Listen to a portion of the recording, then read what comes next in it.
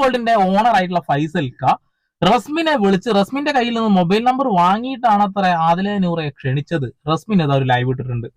എന്റെ പൊന്നെ, എന്താണ് എന്റെ ഫൈസലാക്ക് പറ്റിയെന്ന് എനിക്ക് മനസ്സിലാവുന്നില്ല കേട്ടോ. LGBTQയോട് മുഴുവൻ ദേഷ്യം ഉണ്ടെന്നുണ്ടെങ്കിൽ നാദിറയെ ചേർത്ത് വെക്കേണ്ട ഒരവസ്ഥ നമ്മൾ കാണില്ല എന്നുള്ളതാണ്. അപ്പൊ ചില ആളുകൾ പറയും അതിന് നാദിറ സ്വന്തം ഉപ്പയും ഉമ്മയും താഴ്ത്തി കെട്ടാത്ത ആളുകളല്ലേ എന്നുള്ളത്.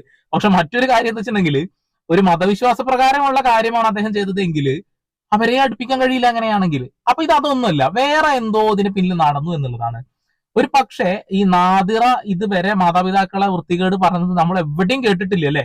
അവര് ബിഗ് ബോസിലാണെന്നുണ്ടെങ്കിൽ പുറത്താണെങ്കിൽ ഇതുവരെ മാതാപിതാക്കളെ ഒരിക്കലും താഴ്ത്തി കെട്ടിയിട്ടില്ല. നേരെ തിരിച്ച് ഉമ്മക്കൊരു വീട് എന്നുള്ള ആ ഒരു സങ്കല്പത്തിലൊക്കെ ജീവിക്കുന്ന മനുഷ്യനാണ് ഫൈസലാക്ക. അപ്പൊ ഉമ്മയെ അത്ര സ്നേഹിക്കുന്ന ഒരു വ്യക്തിയാണ്. അപ്പൊ സ്വന്തം ഉമ്മയെയും ഉപ്പയെയും മോശപ്പെട്ട രീതിയിൽ ചിത്രീകരിച്ച ഇവർക്കെതിരെ ശക്തമായ സൈബർ ബുള്ളിങ് നടന്നുകൊണ്ടിരിക്കുന്നുണ്ട്. അതൊരു പക്ഷെ അദ്ദേഹത്തിന് കൊണ്ടിട്ടുണ്ടാകാം. പിന്നെ അദ്ദേഹം